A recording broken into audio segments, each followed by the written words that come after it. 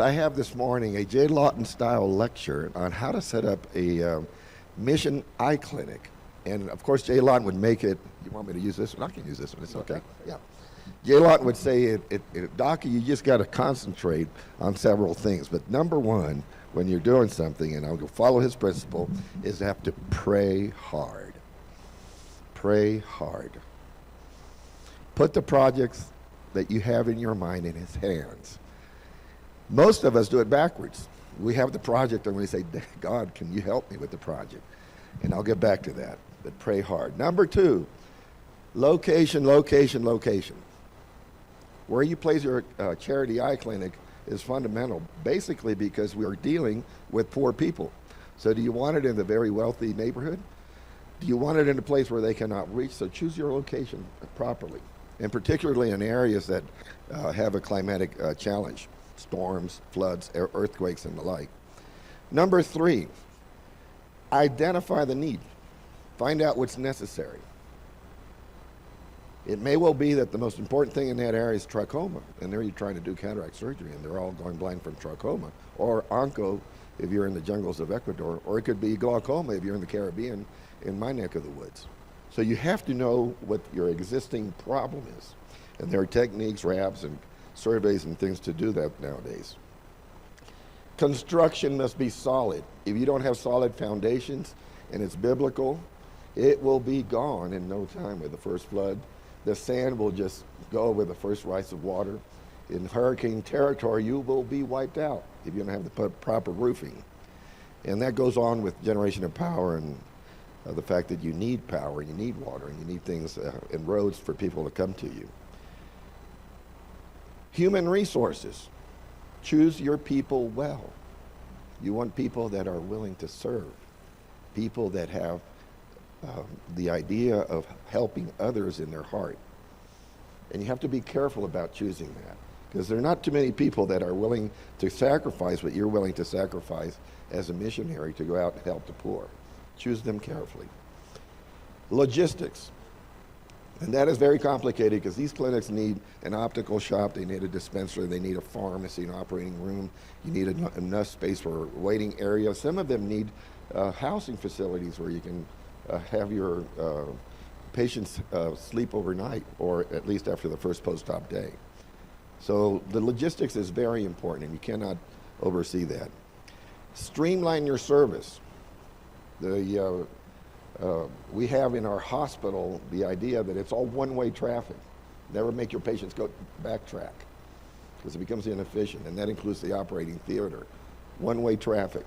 And when you design your clinic and your OR and your facilities, design it so that people don't backtrack, and it is easily to guide them through. Choose appropriate technology, and we'll go thoroughly over each one of these points. Appropriate technology in my private practice is so different from our charity clinic.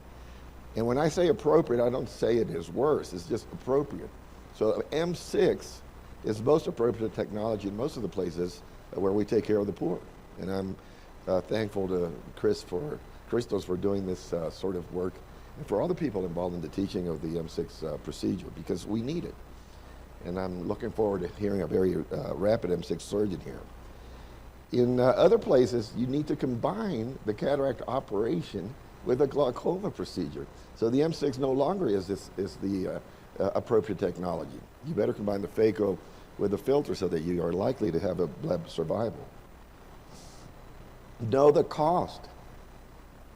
This is a universal rule that the cost that a patient is willing to pay for a cataract operation is 1 month's salary. And 1 month's salary in India is $1. 1 month's salary in my country is $200. In Haiti is $35.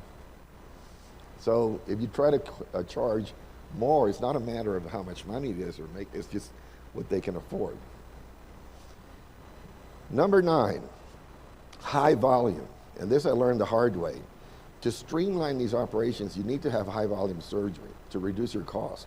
Also because of the high volume of patients that are already on a waiting list for this type of procedure. So you need to have the supermarket principle in mind. And finally, charity clinics, and this is a Colombian saying, We're not here, and we do not intend to exist so that we could go bankrupt. We want it to succeed.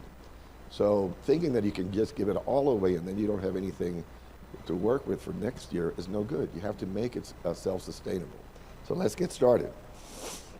So pray hard. Number one, get a plan. Psalm 119, your word is a lamp for my feet, a light on my path. If you don't pray and do things the backwards way, it will not work. He will bless that which he has given to you as a plan. It's not the other way around. But the one who hears and does not do them is like a man who built a house on the ground without a foundation. When the stream broke against it, immediately it fell, and the ruin of that house was great. Pray. So I'll take you on a trip that began 33 years ago with a plan and a lot of prayer. For those of you that didn't know me, I'm a disciple of J. Lawton Smith. I was his resident, then his fellow. The first time he invited me to the COS, he said, Juan, I need you to go to the COS. I don't have $150 to go there. And I just got married. I said, well, listen, I'll pay you the $150 so you can come down there. And that was Orlando in Florida at that time. And from there on, I got hooked all through the fellowship. And prayer was essential. He taught me how to pray. As a Catholic boy, we would have a different form of prayer. And he said, no, you have to pray as if you were talking to him. You have to learn this. The Lord directs the steps of the godly. He delights in every detail of their lives. And this is a great family picture. I got it from looking back. I was in stay at Steve and Nancy's house. And I sent this picture to my children. He said, boy, were we skinny back then. So this was 25 years ago, embarking on a trip to go fishing and also to go look at humpback whales in the DR. Find the right people to work with. Willie Hunter Jr. is my spiritual brother. He presided MMI for many years, and I met Barbara Skinner through him. And we plan things together, and it's always through prayer. And we'll always say, let's put it in God's hands. Let's see what happens. Location, location, location. Number two, we live in Latin America and in the rest of the world in the land of the haves and the have-nots. And I've verified this in India, China, anywhere I go to. There will be beautiful mansions, beautiful houses, and then you get into the favelas in Brazil or the ghettos, or you go to the backwoods of Venezuela or Haiti, and you realize that people are living in dire poverty. So when you choose the location where you're going to build a clinic, you want to build it so the people that are poor have access to it. And you need to be able to have this. And I always say, don't try to mix the private side of ophthalmology or eye care with the public side, because they don't mix together. The people that pay don't like to be sitting next to the people that don't pay, and those that don't pay feel that they are being exploited by those who can't pay when you put them in the same room. So you have to know to choose appropriately. Number three, identify the need. We did a survey of blindness in 1995, and there's a great story to go with that, because I was doing 15 cataract operations a week at that time, and I had a lady surgeon come up to me and said, Juan, you're going too fast. If you go like that, this is a small island, you're going to run out of cataracts. Because they thought, the perception was that I was ruining them by doing so many cataracts, and there wouldn't be enough for them to go around. So I went out and did the blindness survey and found that there were 33,000 people that were blind, half of them from cataracts, and they each had a cataract in each eye. So it was 33,000 people that needed the surgery. And that was phenomenal. That was an eye-opener. And from there on, the resistance for the Dominican Society of Ophthalmology disappeared. We all help me now. Construction must be solid. This is the photograph, 1984, year before I came back to the DR, as we were building the charity clinic on solid foundation. It was so solid it floats, I think. And Luke says, everyone who comes to me and hears my works and does them, I will show you what he is like. He is like a man building a house who dug deep and laid the foundation on the rock. And when a flood arose, the stream broke against the house, and it could not shake it because it had been well built. But the one who hears and does not do them is, as you know, condemned to failure. This was the entrance to our mission clinic. If you look around, there was not a single house. 2018, there is a population of nearly 700,000 people living around this mission clinic. So these things change very rapidly, but it was properly placed in the crossroads of where the poor people had to go for their bus stop.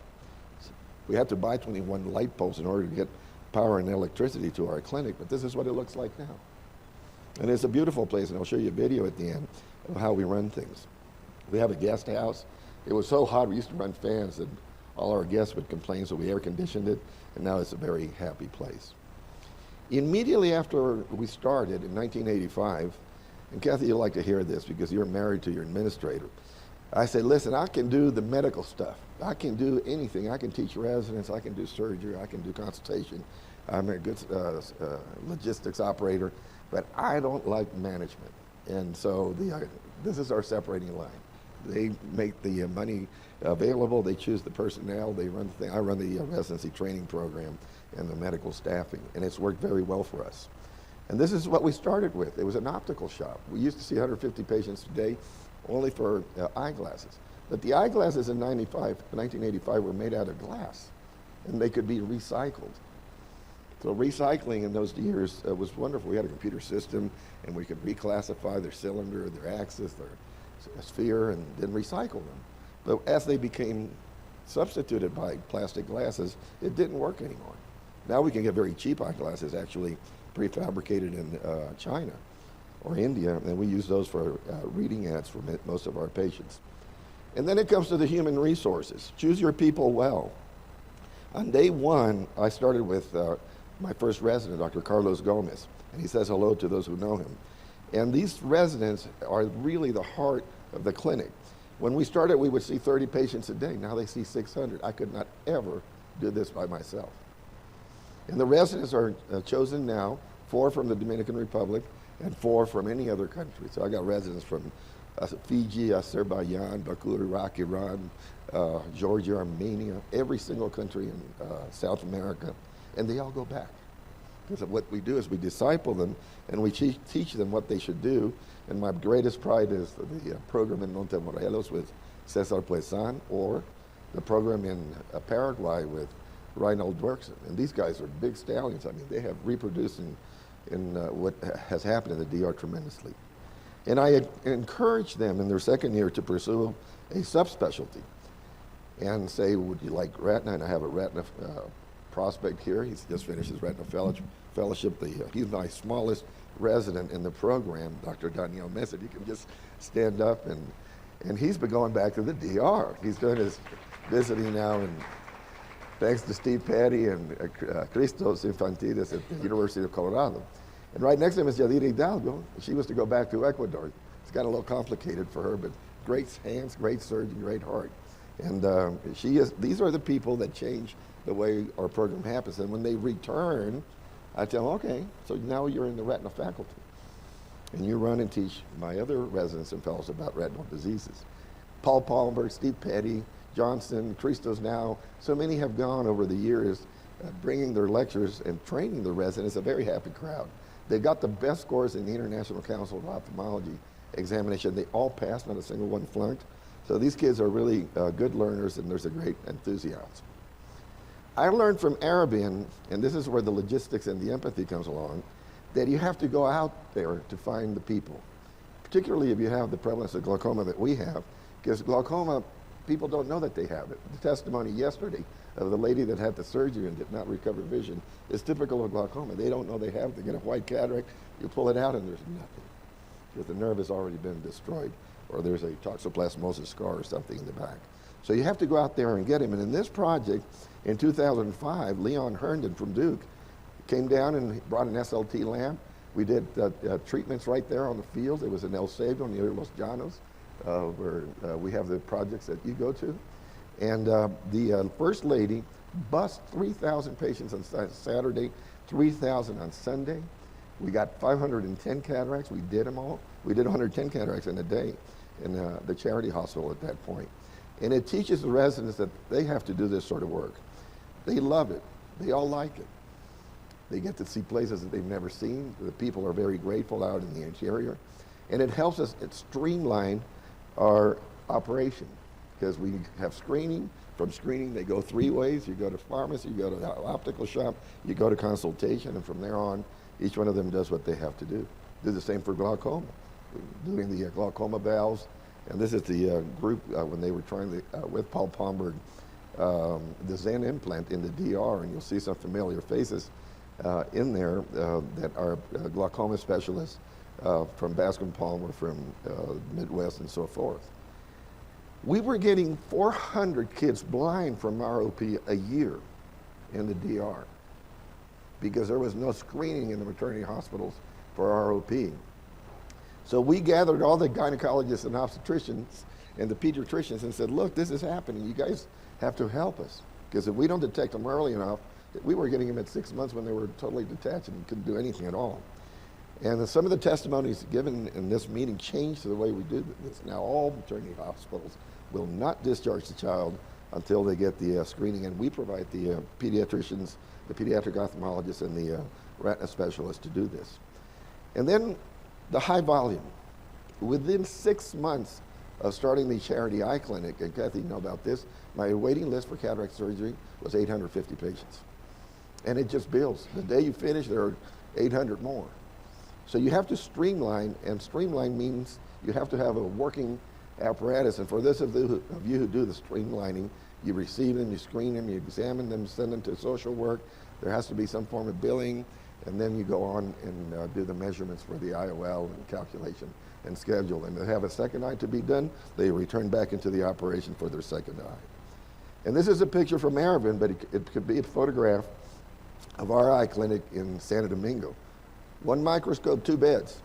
You finish an operation, you swing over your microscope to the other bed. The patient's ready, it's already been blocked, it's already been created with this aseptic technique, and you're ready to drape, so you can go ahead and proceed with the next case. So here's eye volume. As eye surgery at Elias Santana, going from 1986, where we used to do maybe 100 a year, and now last year we did 4,700 cataract operations in 2017. And just a little one, because one of the things that really bugged me was that we were having a very high incidence of endophthalmitis. And we get at home this combination of moxifloxacin with dexamethasone called Vigadexa.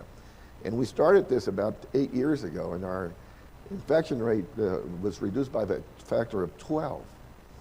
And it's not that we don't get it, but now we get it in a reasonable rate of 1 in 2,000, 1 in 1,500. And that has to do with the high volume. This was also published in the studies in Nepal and India and by Dr. Chang. The next thing about technology is that you have all these instruments when you go to the academy. You say, which one do I choose for a charity eye clinic? And they said, well, let's get the cheap ones, because you know that we're poor. And it turns out the cheap ones break down, and they don't last. So we've learned that if you're going to get a good microscope, get a good sturdy microscope that is going to withstand the high volume of surgery that you're going to be doing. And that light bulb's not going to burn out every 20th case, because they're going to be replacing light bulbs all the time. And of course, you don't choose the most expensive technology either, because you're not going to do femtosecond cataract surgery in your charity eye clinic. But you can do M6, you can do phaco, low-cost phaco. There are low-cost IOLs for phaco now. And then finally, my comment on not-for-profit means not for financial collapse or bankruptcy. And we keep our numbers. We know exactly what comes in. We know that much of what we do has to make it a self-sustaining operation, and therefore our accounting is great. Every hallway and waiting room. And this is our clinic. Weekday, up to 600 strong. Some have traveled half a day to get to this sanctuary for the Dominican Republic's poor. Here at Elias Santana Hospital, outside of Santo Domingo, eyesight is saved and lives are transformed on a daily basis. In just a few years following his graduation from Duke University School of Medicine, native Dominican Juan Batlle returned home and took the Dominican Republic out of the dark ages of eye care. He is heralded for revolutionizing the quality and availability of eye care across socioeconomic strata throughout the country. I knew in returning to Santo Domingo that it was not fair just to bring back care for those that could pay for it, but also to those that were in need. So together with missionary Willie Hunter, the duo founded Elias Santana Hospital for the Poor in 1985. Batlle was the only ophthalmologist at first, with the goal of serving 15 to 20 patients a week. Now we have 28 faculty members. The surgical volume that we have is phenomenal. This now robust staff, fueled by an internationally respected ophthalmology training program that Batlle created and grew, provides the poor with every modern eye procedure, from cataract, cornea, and retina surgery to treating everything from glaucoma to mild stigmatisms. So we have residents from Azerbaijan, from Armenia, from Iran, Iraq, from Fiji, every single country in South America, because they know they can come to our center, train, and it's a hands-on experience. Proves sight to hundreds of thousands of people across Dominica. Ellos todos son un amor. Me han atendido como si fuera una reina.